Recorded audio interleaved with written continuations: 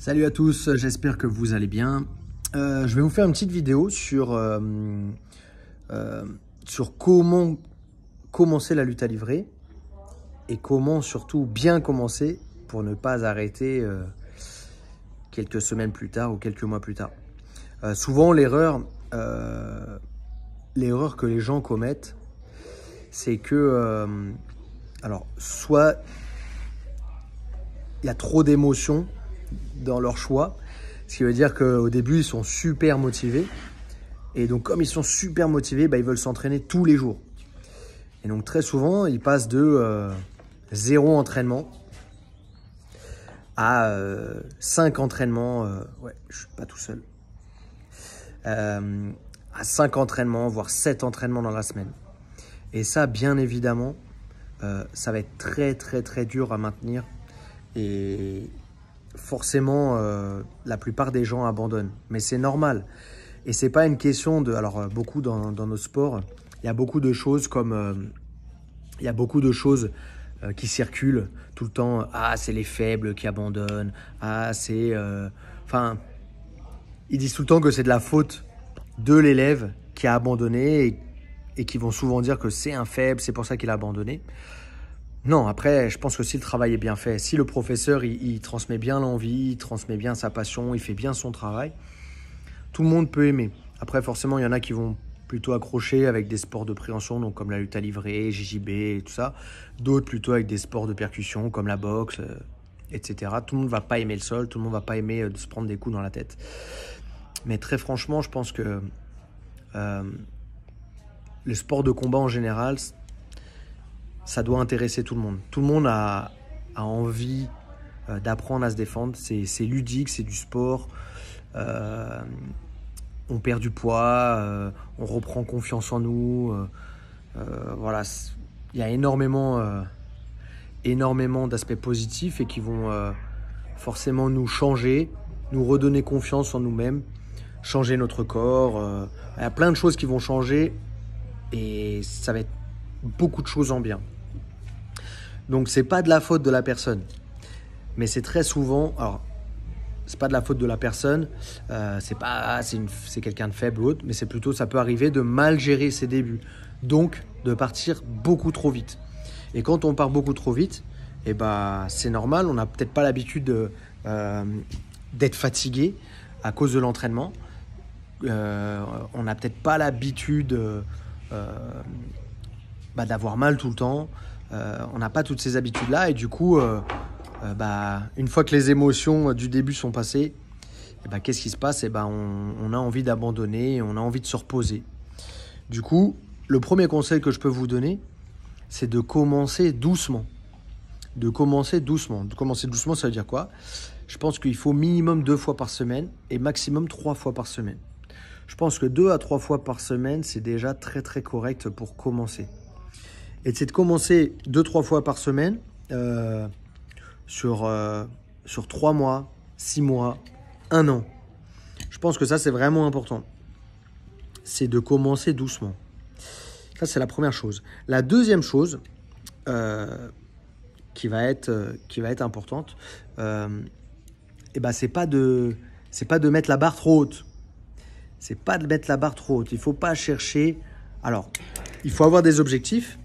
D'accord, je sais pas, je vais être président de la République, c'est pas dès que j'ai fini mes études, je vais aller me présenter pour être président. Ça se construit, d'accord. Ou comme là, je sais pas, je veux être professeur de tennis. J'ai jamais joué au tennis de ma vie et je veux être professeur de tennis. C'est pas possible. Ainsi de suite. Je pense que dès le début, il faut se mettre, faut se fixer des petits objectifs, mais je pense qu'il faut surtout se fixer des objectifs à court terme. Et se fixer un objectif peut-être sur l'année. L'objectif à court terme, pour commencer ce sport, déjà c'est d'être régulier déjà, donc c'est de se tenir aux 2-3 fois par semaine que j'ai parlé. Mais c'est aussi se fixer des petits objectifs tout au long de l'année, tout au long de la pratique. Donc au début, c'est normal, on ne connaît pas le sport. On ne sait pas ce qu'il faut faire.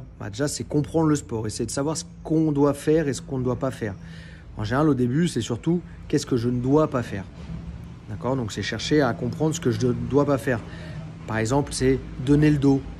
Moi, je dis souvent, c'est essayer de ne pas se mettre sur le dos. Si je suis au-dessus, j'essaie de rester au-dessus.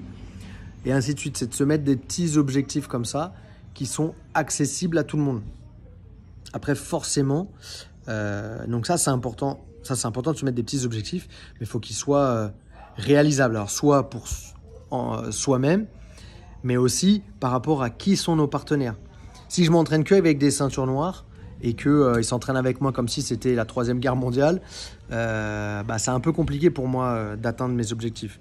Donc c'est pour ça qu'aussi c'est important de s'entraîner avec des gens de son niveau.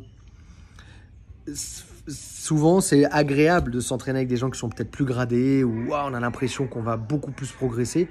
Mais en fait, tout ce que vous allez faire, c'est juste prendre de l'expérience. Mais vous n'allez jamais vraiment pouvoir vous exprimer votre technique et travailler en fait. Donc ça, c'est un peu une bêtise des anciens de vouloir faire des entraînements trop durs dès le début et de vouloir aussi que les gens, les ceintures blanches s'entraînent déjà avec des ceintures noires. Je pense que c'est une erreur aussi qu'on fait beaucoup. Et il faut accepter de tourner avec des gens de notre niveau. C'est comme si, encore une fois, je commence le tennis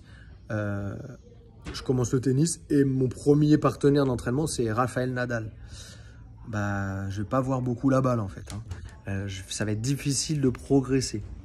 Donc, déjà, c'est ne pas chercher à s'entraîner 7 fois par semaine dès le début. C'est s'entraîner un petit peu, mais il faut être constant, régulier. Donc 2 à 3 jours par semaine, je pense que c'est bien.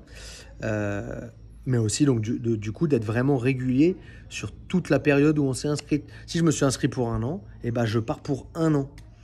C'est très important. Il y en a quelques-uns, ils s'inscrivent pour 1 an, puis au bout de 6 mois, ouais Nico, écoute, j'ai plus envie de venir et tout. T'as pris un engagement d'1 an, c'est 1 an. Il faut s'accrocher. Ça, c'est un peu... ça, du coup, c'est un petit peu la recherche de la facilité, quoi. Ah, c'est un peu trop dur. Ah, c'est un peu... Non. La personne, elle prend l'engagement d'1 an. Faut qu'elle vienne pendant 1 an. Ça, c'est important. Pas se fixer des objectifs trop aussi, c'est important pour pas être dégoûté du sport et pour pouvoir avoir cette sensation de progresser.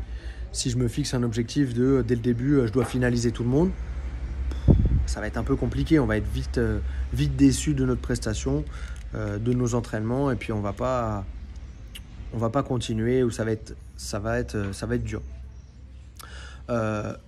L'autre petite astuce aussi pour bien progresser, c'est de regarder des vidéos techniques. Regarder des vidéos techniques, acheter des DVD, aller sur les stages. Alors au début, ça peut paraître c'est commercial, ils veulent nous faire consommer et tout, mais il n'y a que comme ça. Moi, c'est comme ça que j'ai appris. Je suis parti au Brésil, j'ai fait des stages. Quand je fais venir des gens pour donner des stages chez moi, il y a une part du salaire qui sort de ma poche. C'est comme ça, j'investis sur moi-même, j'investis sur ma pratique. Et c'est important, c'est comme ça qu'on progresse. Donc il faut regarder des techniques, il faut essayer de les mettre en place, il faut regarder, essayer de comprendre le sport, c'est important. C'est ce que je dis souvent quand les gens ils se blessent ou quand ils n'ont pas l'opportunité de venir souvent, c'est au moins dans la journée regarder 30 minutes à 1 heure de technique ou de combat. Il faut faire ça, il faut faire cet effort-là pour être inspiré dans les entraînements et puis pouvoir... continuer à progresser et avoir l'envie d'essayer des choses. Ça aussi, c'est important. Voilà, ça en gros, c'est toutes les petites astuces de base que je conseille, mais aussi que je vois que la plupart des gens qui débutent ne respectent pas. Ça, c'est toutes les petites astuces. Il y en a une petite dernière qui est de... Souvent, on me demande, combien d'entraînements tu penses qu'il faut que je mette dans la semaine? Donc, on débute, c'est 2 à 3 entraînements par semaine. Première chose. Mais la deuxième chose aussi qu'il faut prendre en compte, c'est quel est votre planning? Quel est votre planning? Il faut prendre en compte votre planning au début. C'est-à-dire, je ne sais pas, si j'ai une vie de famille, donc femme, enfant, c'est un peu compliqué de se libérer le soir. On sait très bien, il faut donner à manger aux enfants, il faut leur donner le bain, il faut les coucher, etc. Donc c'est un peu difficile de laisser 5 soirs dans la semaine, madame à la maison avec les enfants, quoi. Par contre, si j'ai un boulot où ça me permet de venir peut-être m'entraîner le matin ou autre, bref, il faut faire en fonction de son planning. Ça, c'est au début. Après, on se rend compte que plus on s'entraîne, plus on avance dans la pratique et plus en fait c'est l'inverse. On va faire notre planning en fonction des entraînements. Ça, c'est plus tard. C'est ce qui se passe. Mais ça, c'est important. C'est vraiment de placer les entraînements dans notre planning et de s'y tenir. Il faut se tenir à nos engagements, encore une fois. J'ai placé 2 entraînements dans la semaine. Il faut que je m'y tienne toute la semaine et toute l'année.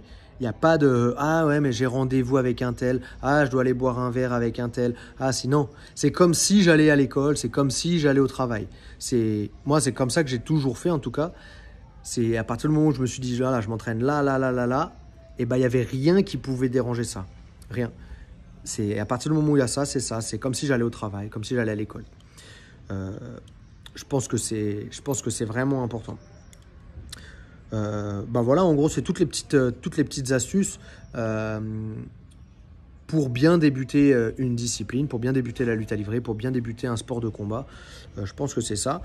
Après, quand vous avez commencé la pratique, je pense que c'est bien aussi de compléter aussi votre pratique avec un petit peu de renforcement musculaire à côté, de conditioning aussi. Je pense que ça, c'est essentiel parce qu'on fait un sport de combat. Alors oui, on doit essayer d'utiliser le moins possible notre force. Oui, on doit être dans la souplesse, etc. Mais ceux qui sont les moins forts physiquement seront les premiers à se blesser. Donc si on ne veut pas être écarté du tatami pendant une petite période, il faut se renforcer physiquement. Et il faut faire un petit peu de conditioning. Il faut faire du physique. C'est vraiment important. Moi d'ailleurs, là, depuis que Rémi Physio s'occupe de notre prépa physique au club, ça a changé énormément de choses. Déjà, on trouve des athlètes sur le tatami, peu importe le niveau de pratique, on a des athlètes sur le tatami. On a des gens qui sont prêts physiquement à la pratique et sont prêts physiquement à en découdre avec des gens qui sont là depuis plus de temps qu'eux, malgré qu'ils ont moins de technique. Je pense que c'est important, c'est vraiment important. On ne le dit pas assez, c'est vrai que dans notre sport, on a vraiment cette politique de dire tout le temps oui. Bah, c'est comme dans tous les sports en fait, hein. On ne peut pas être tout dur, on ne peut pas utiliser notre force. En tout cas, c'est ne pas mal l'utiliser, plutôt parce que notre force, on va l'utiliser, heureusement. Mais ouais, il faut faire un petit peu de conditioning à côté, un petit peu de prépa physique. Donc, une fois que vous avez réussi à mettre vos 2-3 entraînements de luta dans la semaine, bah, essayez de vous mettre 1 ou 2 entraînements par semaine de prépa physique, conditioning et développement de la force. Voilà.